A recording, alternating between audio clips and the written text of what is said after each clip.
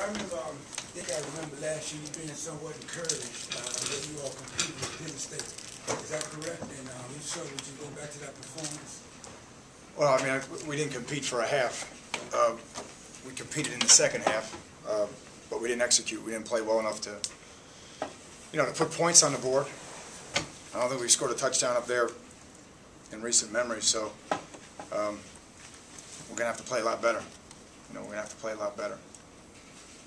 When you were on the MAC call yesterday, you're obviously very respectful of them, their program, how well they're playing.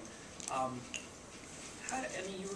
do you get these guys to just kind of trust the process and believe that they can go up and win? Like, how do you? I mean, I know it's something that's probably not captured in a 30-second soundbite, but how do you get them to stay focused and not be awed and just kind of go through the process up there? Well, it's hard. I mean, obviously they engulf people there, and that's all part of the deal, part of the package. And you just got to train the kids, to trust and stay focused and eliminate penalties. If you don't eliminate penalties, if you don't negate the turnover margin, if you don't, protect your quarterback, and if you don't play good in the kicking game, it becomes a rout quickly.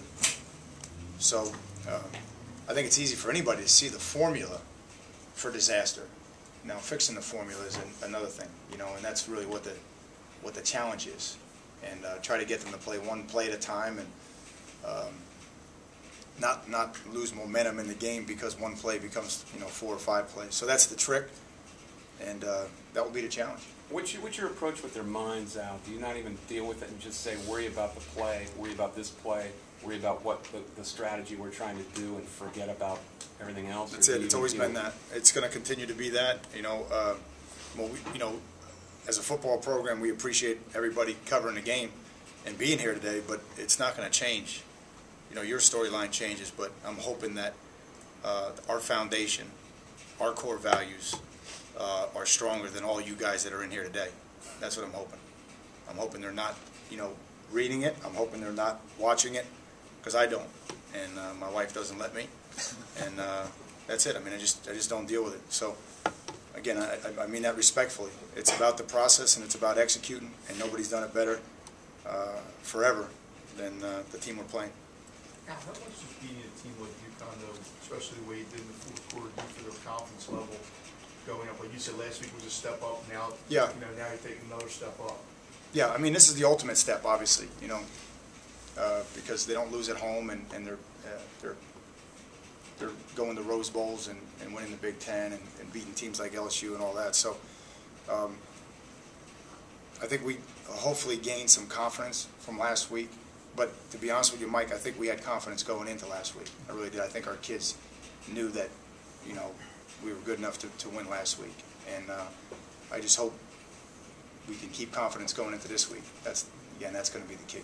What would it mean for this program to take the step and beat a team like Penn State? What do you think it would mean for this program going forward? You're not listening to anything I'm saying. But, I know you're trying to take it one, and just trying to not be caught up with it. I mean, what could it do for this program? It'd be good. I don't know what you want me to say. I mean, it would be good, and just like, again, if you go back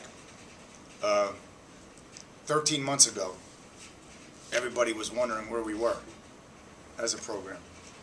And then look how it turned out. And then if you go back to the Villanova game, that was a big game. And then beating the MAC champs, that was a big game. And all I'm saying to you is each one of these games is separate. And even though we won 3 in a row and we beat teams that were champions or 34-8, it could easily go south because we haven't been an established program yet. So for me, I know you guys want to build a program off of it, but to me, it's one game. I've seen teams that beat UConn and then lay an egg the next week. So for us, it's about one game, and it's harder now because of the attention, but that's the reality of it.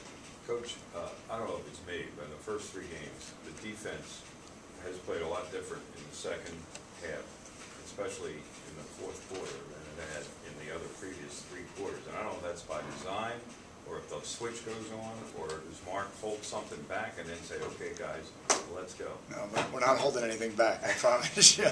We don't want to live like that. But we're playing good teams. That's the thing. Is it an adjustment thing, like feeling people out? No, I don't think. I think we're playing more people. We're playing more people. We have more experience, and we have more talent. To be honest with you, we have more talent. We have more talent and more experience, and we're playing a lot of guys. So Mark does a great job as the game evolves, and the defensive staff, do a great job with the adjustments, and we have some smart players that can adjust. Jaquan Jarrett, Muhammad Wilkerson, Camaro, Peanut, those guys are, Eli, those are smart players.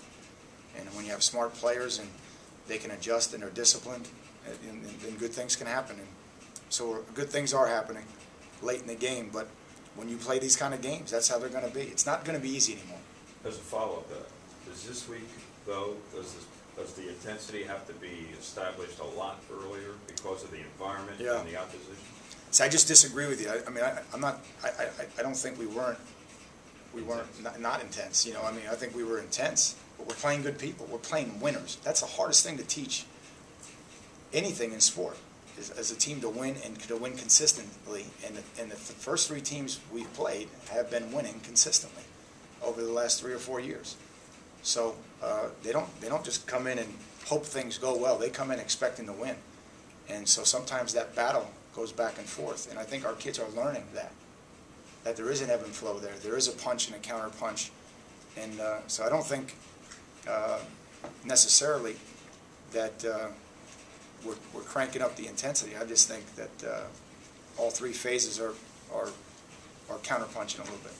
Does it feel any different coaching against Joe now than maybe it did the first time, or the first time he wasn't actually on the other sideline? But is there any, you as a former player of his, where he stands in college football, and do you still get the same kind of feelings? Again, I know you guys I know you want to cue the music right now and all that stuff. I'm just telling you, we talk before the game, but that's kind of it. We really don't. You go to the hotel and you say, okay, I remember that place, or I remember that place, and you sit inside your hotel room because you can't go out anywhere, because every place is packed. So you sound like you can hide somewhere, and then you go to the stadium and you play the game. That's it. It is what it is, So I think it's an exciting opportunity for our program, but there's really no other storyline other than we're trying to improve. How much can you guys gain from what you guys did against them the last time, and how much experience can you take away from that game? I know that all the players are here, but how much can this team learn from that game going forward? I think every team is different, and obviously last year's team learned some things from that game, but I think they learned some things from both games. And then what some people fail to realize is that we had 2 weeks to prepare for them last year. So that's like you have 2 weeks to prepare for them. You're giving them your best shot, and our best shot wasn't close. You know what I mean? So I think our kids understand that this is a different team. This is a different opportunity, and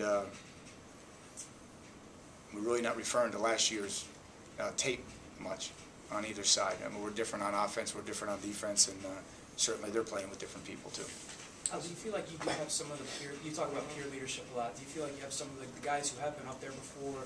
Is this a week where it kicks in a lot more to say, hey guys, if X happens, get yourself settled, we've been up there before? Is that where some of the peer leadership comes in based on stuff? I hope that's where our experience comes in, and I hope that's where our leadership can kick in a little bit, because that's, if you don't have that and you crack, they run you out of the gym. So I think that's the key. I think that's a fair assessment, and obviously that will be one of our challenges to our leaders. Are you amazed that Joe is starting a true freshman quarterback, knowing what you knew about him? Meaning what, though? That he's so risk averse.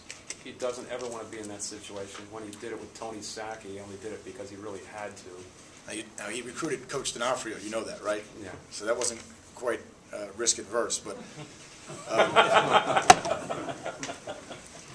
again, I just got off the phone, and here's how I answered that. Okay, like I said to the team all the time. Okay, I said, here's my job. Okay, my job is to love you, make you the best student athlete you can be, and win championships. And if you're a coach, you trust that that's what other coaches believe.